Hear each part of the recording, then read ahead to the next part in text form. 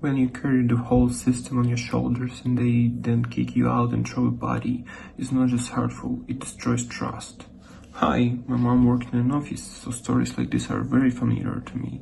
This isn't just a story for views, it's an experience that thousands of people go through. The goal is simple, to help you recognize yourself and avoid repeating other people's mistakes. All titles, names, and companies are fictional, but the essence is real. They were clapping when I walked out. Not for me, God no, for her, my so-called replacement. Maya, 31, blazer too tight, smile too bright. Carl stood behind her like some proud suburban dad who just handed the keys to his midlife crisis. Balloons bobbed on her desk. Catering trays steamed on the conference table. I walked past it all carrying my own box like it was a damn coffin, and no one even looked up. Except Maya. She waved. 8.5 years I held this place together, and they gave me a cupcake and a folded card with best of luck, scrawled in 5 different fonts. Carl didn't even say goodbye, just grinned when I passed him in the hallway and said, "She'll clean up your mess." My mess? You mean the system that kept your trucks out of penalty clauses for nearly a decade? The one I built from scratch because corporate's plug-and-play junk buckled under the first real snowstorm? If you've made it this far into the story, hit that like button and subscribe. It really motivates the team. Most people forget, and it means a lot. Anyway, let me tell you what they never bothered to understand. Elston Logistics wasn't some glamorous Silicon Valley darling. It was freight. Dirty, late, weather-wrecked, penalty-prone freight. But I made it run smooth. I wrote the damn algorithm that preemptively rerouted loads in response to regional weather volatility, driver schedule gaps, and even bridge weight limits. Before I touched their system, they had trucks idling for 72 hours during the nor'easter of 2015. After me, 0 missed SLAs that winter, but Carl never liked that I didn't speak up more in meetings. I guess quiet women make people nervous. I wasn't flashy, I wasn't loud, I just showed up, did the work, and made the entire East to Midwest corridor flow like blood through clean veins. They never saw the back end. They never cared. But they sure cashed those quarterly bonuses, didn't they? Maya was brought in under the shiny umbrella of modernization. Corporate sent her down with a little dog and pony show, slideshow decks, pastel graphs, words like synergy and transformative touchpoints. Carl ate it up. She's from Echelon Tech, he told us at the Monday meeting like we were supposed to faint. She'll be cleaning up our back-end mess. She shadowed me for 1 day. 1. She asked how I routed snow-delayed hauls. I told her about the load priority override triggers I wrote into the backbone of the schema. She blinked like I'd spoken another language and wrote down nothing. The next morning, my admin credentials were suspended. Just like that. No call, no meeting, just a cold system lockout and a passive-aggressive email. You'll transition responsibilities to Maya by Friday. Security will assist with your exit. I didn't get angry. That would have required me to be surprised. I'd felt it coming the moment Carl started using phrases like next generation logistics leadership and future forward implementation. What he really meant was, we want someone younger and shinier who we can parade in corporate videos. So I walked in Friday, gave HR my badge, took the cupcake, ignored the card. But I left them one thing, one single sheet of paper taped neatly to the inside of my old desk drawer. It was a visual diagram of the load balancing schema that underpinned the whole system. A note at the bottom, requires manual intervention if node failure exceeds 3 regions. It wasn't sabotage, it wasn't even a warning. It was a test. Because if she didn't even know to ask about the regional override protocol, she sure as hell didn't know how to activate it. I didn't sabotage anything. I just didn't hold their hand anymore. I gave them exactly what they asked for, my silence. They threw a party. I left the engine running on fumes. Let's see how far they get. Carl started dropping hints weeks before the axe fell. We're revamping our back end, he'd say in meetings, eyes drifting past me like I was a chair with a coffee stain. Time to modernize, make things more dynamic. That was Carl speak for bringing in someone younger, flashier, preferably with a LinkedIn profile full of words like disruptive and scalable. I wasn't surprised when it happened. Not really, but I was still insulted. Maya arrived like a walking rebrand, fresh from some consultancy where they probably thought shipping routes were just bullet points on a slide. She wore heels too loud for a warehouse and carried a tablet like it was a fashion accessory. Carl introduced her at the Monday huddle like she'd descended from a cloud. "This is Maya. She's going to help us clean up the mess back here." Then, with a glance at me, "No offense." "None taken, Carl. Just 8 years of building the system that keeps your trucks from getting stuck on I-80 in whiteout conditions. But sure, let's let someone with a yoga podcast and zero field experience run the show." She asked to shadow me. Once. I let her. She didn't take notes, just tapped her tablet and asked vague questions like, "So, how do you prioritize reroutes when the system gets overwhelmed?" I told her about the load priority override triggers, manual scripts I'd built into the architecture so that when auto balancers failed during severe weather, we could still get high-risk loads rerouted within SLA. I mentioned the triggers, even showed her the fallback matrix. She stared at me like I'd handed her a Sanskrit cookbook. "That's interesting," she said, before wandering off to take selfies with the driver dispatch map like it was a damn art exhibit. The next morning, I couldn't log in. No warning, no message, just access denied across the board. My admin privileges gone. The tools I'd maintained, tweaked, perfected, all locked out of reach. Then came the email, dry, punctuated, passive-aggressive in the most corporate way possible.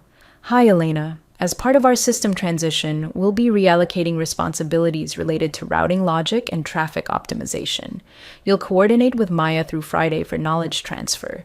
Security will assist with your exit process. Thank you for your contributions." My contributions. As if I hadn't kept that entire company out of regulatory nightmares during the 2017 Midwest blackout. As if my contributions weren't why their profit margins even allowed for a new hire like Maya in the first place. I sat there, in a system I'd architected, locked out like some intern who missed orientation. I scrolled through my inbox. Nothing personal, no meeting invite, no heads up from Carl, just cut off. Cold. Maya was getting my keys, my system, my legacy, and she didn't even understand the difference between a recursive loop and a fail-safe buffer. I looked down at my notepad, still sitting on my desk, same one I'd used for years. I flipped to the last page and started writing out everything she'd need, but didn't know to ask for. I didn't do it for her.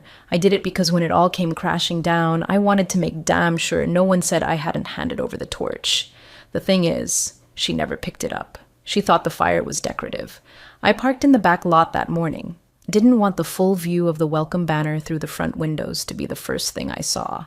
I already knew what kind of circus they were throwing upstairs. Balloons, catered boxed lunches, corporate jazz playlist on low in the break room. I'd seen them do it for regional wins before. But this was for my replacement. My funeral cake was being served upstairs while I signed my own exit forms. HR met me downstairs like I was some old pet being gently escorted off the premises. One of the junior reps handed me a cupcake with too much frosting and a card already signed by people I hadn't spoken to in months. "Best of luck, Elena." In looping penmanship and pre-printed HR branding. No room for real words, just empty ink and sprinkles. I asked where I could drop my badge. The girl didn't know. Had to ask someone else. Typical. When I walked back up to the operations floor, the smell of takeout hit me first. Thai food.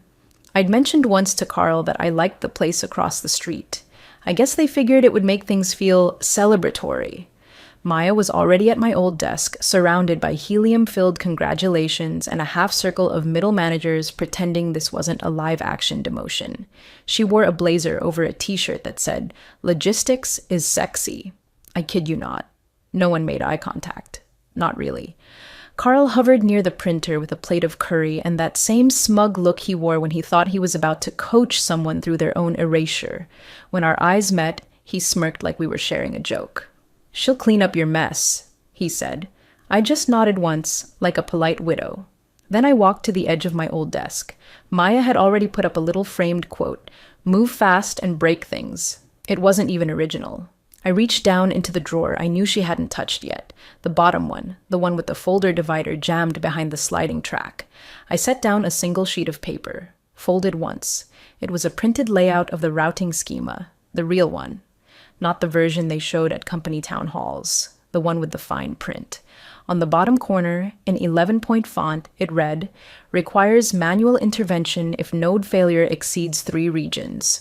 Overrides located in shell folder are SRC, legacy, triggers."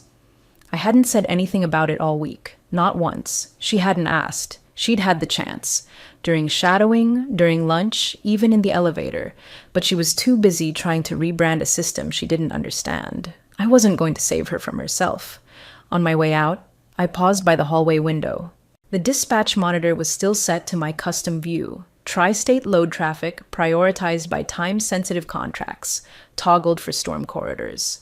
Red zones blinking in and out of New England. They wouldn't notice today, or tomorrow, but next week, they'd see. They'd feel it in missed deliveries, in idle drivers, in clients calling to ask what the hell went wrong. And when Maya went looking for the fix, maybe, just maybe, she'd find that sheet of paper. Maybe she'd even understand what it meant. Or maybe she'd think I left her a map. I hadn't. I left her a mirror. Monday started like any other crisis in the making, only now I wasn't the one fixing it. I slept in. Drank my coffee while it was still hot. Checked the weather like a civilian for the first time in years, and saw what I used to call a red corridor event, lighting up the radar across Connecticut, Rhode Island, and southern Mass. A nor'easter dumping ice and wind across the exact routes our high-priority shipments traveled. It was the kind of storm that used to have me rerouting trucks before sunrise and calling dispatch with pre-cleared alternates before anyone else even hit the parking lot. But I was done. At 10:12 a.m., I got a text from one of the junior dispatchers I actually liked. "Elena, something's wrong, WU Northeast routing. Auto reroute keeps looping to Springfield hub. Truck stalled. Maya can't fix it." I didn't respond. Instead, I opened the laptop I hadn't used since Friday. No work accounts on it, just a screenshot still on the desktop. An old internal memo from 2 years ago where I'd warned Carl about the need to automate the regional override triggers before winter hit again. He'd marked it as low priority. I got another ping. Then 2, then 5. By 10:26 a.m., my old phone, still active because I hadn't bothered to transfer service yet, lit up like a Christmas tree. Unknown number, restricted, blocked. Then a number I recognized. Maya's. I didn't answer. A few minutes later, the voicemail started. The first one was fake casual. "Hey, Elena, just wondering if I could pick your brain for a sec about something in the legacy scripts." 5 voicemails later, the tone had changed. "We're stuck. I'm getting override errors, but I can't locate the manual protocol. If you could just point me in the right direction." Number 12 was shaky. She'd lost the pretense. "Carl said you had a manual trigger. I don't know where it is. Please, we're already behind and the system just keeps looping. I'm sorry. I know this is weird. Just, please." I didn't play the rest. Dispatch was paralyzed. The trucks, at least 8, I guessed, were likely still sitting idle, waiting for instructions that wouldn't come. The system I built didn't fail often, but when it did, it needed someone who knew how to reset it by hand, someone who could see the geometry of load flow in their head. It needed me. Carl wasn't in the office, of course not. He was probably playing golf or hiding in some meeting labeled vendor development. Maya was alone, with a system she thought she could control like a PowerPoint slideshow. But logistics isn't pretty. It's not clean. It's chaos you learn to tame with fire drills and elbow grease and the kind of lessons you can't get from a consultancy badge. By noon, the Northeast Corridor was fully redlined. I took a long walk through my neighborhood. Cold air, no headphones, just the sound of my own boots crunching against gravel. For the first time in years, the crisis wasn't mine. And for the first time ever, the system knew it. Tuesday morning came with receipts. Literally. 3 separate penalty emails landed across Carl's desk before lunch, probably forwarded from the client services team with a side helping of panic. One from a national distributor that had flagged 8 delayed shipments and triggered a 12% penalty clause buried in our contract. $420,000. Gone. Just like that. Another client, Midwest Freight Partner, second largest by volume, sent a pause notice. No new orders until an internal review could guarantee routing and infrastructure reliability. That's corporate code for, you look incompetent, and we're not tying our brand to your flaming train wreck. I didn't hear any of that firsthand, of course, but I didn't need to. I knew the contracts. I'd helped write the delivery SLAs when legal didn't understand how storm delays affected corridor chains. I'd built the contingency rules to avoid exactly this kind of collapse. I'd handed them the future, and they left it gathering dust in the sandbox directory because some guy named Trevor in IT thought it looked too manual. I got the call at 7:43 p.m., Carl's name on my phone not restricted this time. He ditched the office line. That meant one thing: plausible deniability. He didn't want this on record. I let it ring. Then I turned to my laptop, opened the folder I hadn't looked at in 6 months. Contingency scripts. It was my personal backup. Clean, organized, annotated like a tech Bible for people who never bothered to read the first version. Each file labeled by corridor, load class, trigger sequence, override dependencies, color-coded, versioned. The stuff they called overkill when I first suggested it be integrated into the mainframe. Carl had laughed during the 2020 ops review when I said we needed dual-layer failsafes. Elena, we'll get to it someday, but right now we need velocity, not more friction. They always think documentation is friction until the brakes fail and they hit the wall at full speed. I skimmed through one of the files, saw a note I'd left for myself. Only deploy if mainline recovery fails 2x in 3 HRs. I'd built in safeguards even in my own backups. Not because I didn't trust the code, but because I never trusted them to care. The irony? Now they cared. Now they wanted the friction. The boring, old-school fail-safes. The same tools they mocked were suddenly golden keys to the vault they'd locked themselves out of. Carl didn't leave a voicemail. He knew better. He probably hoped I'd be gracious, nostalgic, grateful for the chance to be a team player again. But this wasn't about ego. It was about memory. And I remembered everything. Every ignored suggestion. Every time Carl brushed past my desk to compliment someone louder, dumber, or taller. Every meeting where Maya tossed around words like redundancy matrix without knowing how to build one. I could have helped. But that would have made me complicit in their cleanup. They didn't want my voice. Now they could live without it. Wednesday morning started with a 5-word Slack message from a former coworker I hadn't spoken to in weeks. Elena, they broke your baby. I didn't even need to ask. I already knew. While I sipped my coffee, the Level 1 escalation report hit the internal IT system like a siren nobody knew how to shut off. Legacy routing system unresponsive beyond failover capacity. That's tech speak for. Everything failed, backups included, and we don't know why. But I knew why. Maya had tried to import a new scheduling model, something pulled from her previous consultancy, probably still beta, probably designed for warehouse shelf restocking, not multi-state dynamic fleet routing with live driver telemetry.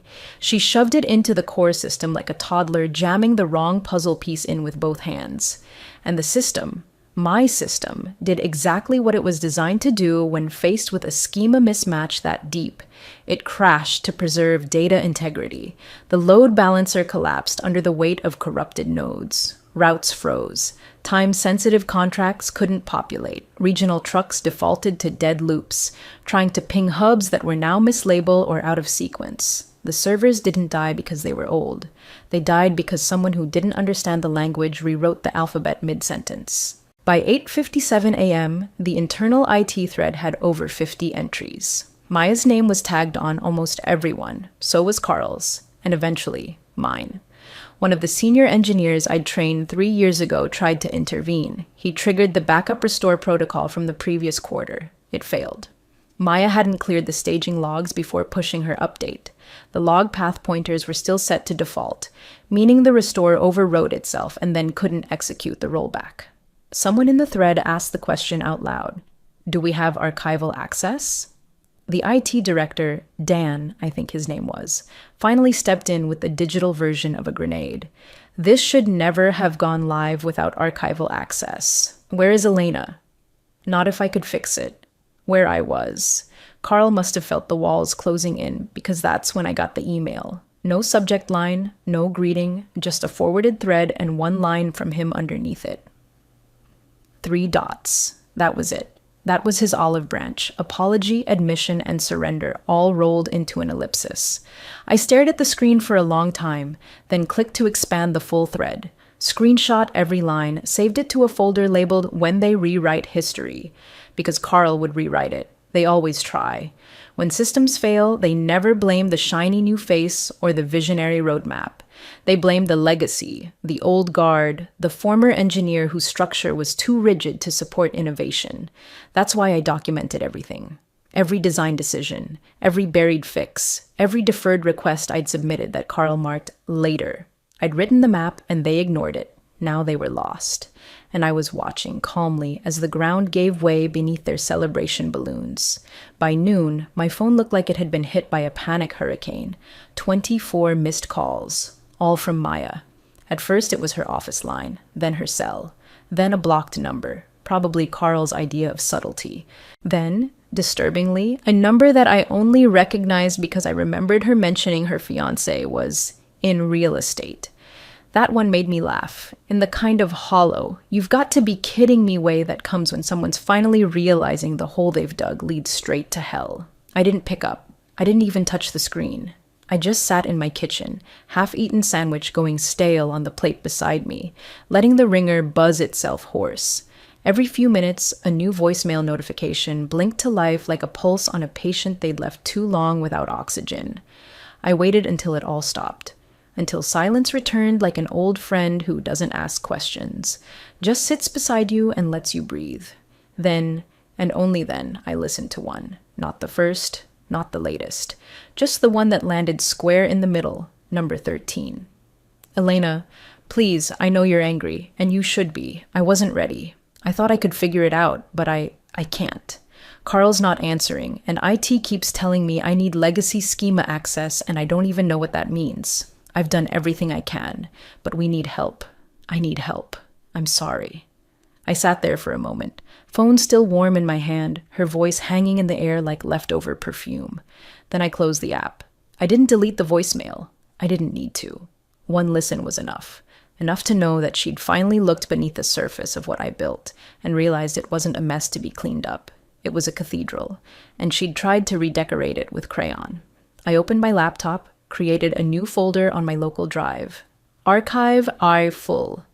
Inside, I dragged the master system notes I'd maintained for years. Annotated schema revisions, timeline of updates, suggested automations, risk logs. Even the original rollback contingency flowchart I'd drawn by hand the night after the 2018 blizzard took out 3 nodes in the tri-state corridor. Then I zipped it and emailed it to myself, not to them, not to Carl, not to Maya, not to IT, just to me, with a subject line that read, "In case they rewrite history," because I knew what would come next. The shift, the blame, the spin.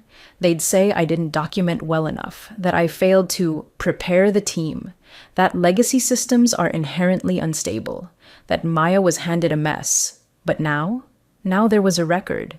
They underestimated me when I was quiet. They never planned for the damage silence could leave behind. By Friday morning, the memo went out like it was nothing. Subject line: temporary system reversion notice.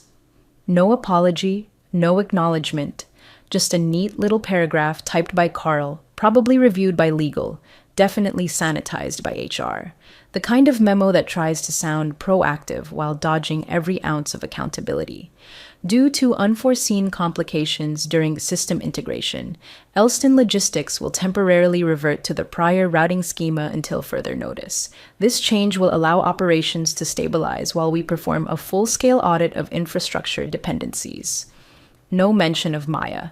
No mention of the outage. No mention of the nearly $500,000 in penalties or the missed pharmaceutical shipment that had to be rerouted mid-air through Detroit. And certainly, no mention of me. But the system itself? It told the truth. The dispatch terminals flashed an interface I hadn't seen since the summer before last. My build. My logic. My manual override toggles blinking to life like old lighthouses after a storm. You can't erase code when it works better than your excuses. At the bottom of the restored system overlay, there it was.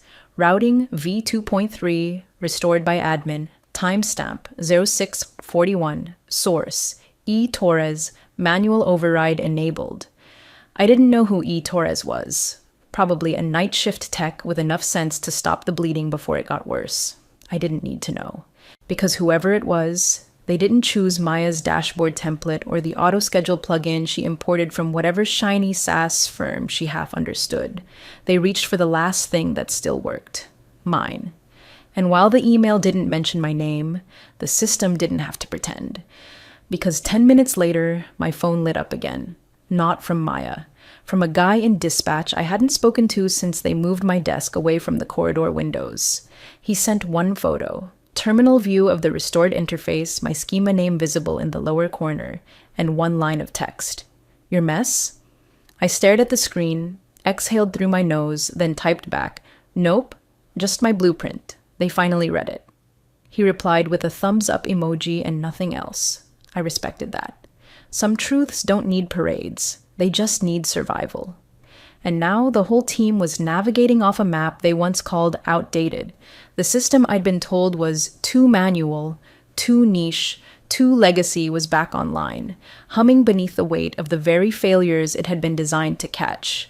I didn't celebrate. I didn't post some vague clapback on LinkedIn or send a sarcastic email to Carl with the subject, unforeseen, huh? I just screenshotted the terminal, saved it to my archive, and whispered, You're welcome, to no one in particular. Maya never called again. Not after the system reverted. Not after the penalties hit the quarterlies. Not after her little rebranding project collapsed under the weight of actual responsibility. She vanished the way people do when they've run out of borrowed confidence. Quietly, professionally, without closure. I don't know if she was reassigned, demoted, or let go. I didn't ask. I didn't need to. Carl, though, he broke the silence once. A single call. Sunday afternoon, no voicemail, just a name and timestamp on my screen while I sat outside with a cup of tea and a laptop humming beside me. I watched it ring, then watched it stop.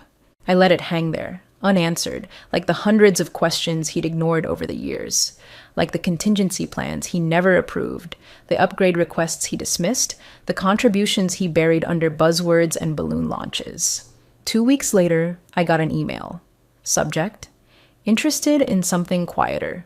A recruiter from one of our biggest regional competitors. She'd heard through the network that I'd been the architect behind Elston's fleet uptime streak. Said they were modernizing too, but this time with respect for people who know the guts of a system.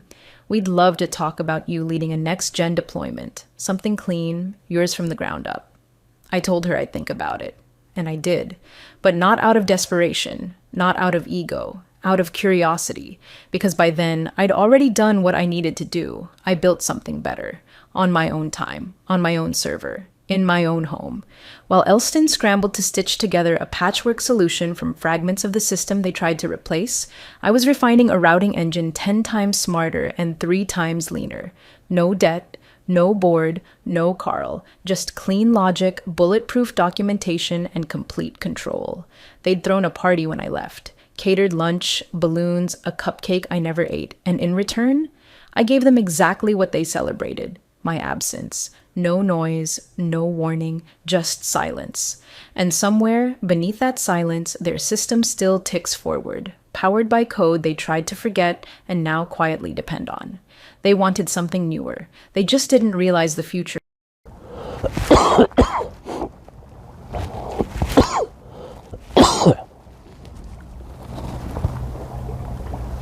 원희 물결표님이 누나 그거 머리에서 그린 시켜서 그래. 아니야. 원희 물결표님이 아니다 아니다 암시해봐 괜찮아져 키키우. 아니야. 낚시도 하진이님이 아그티.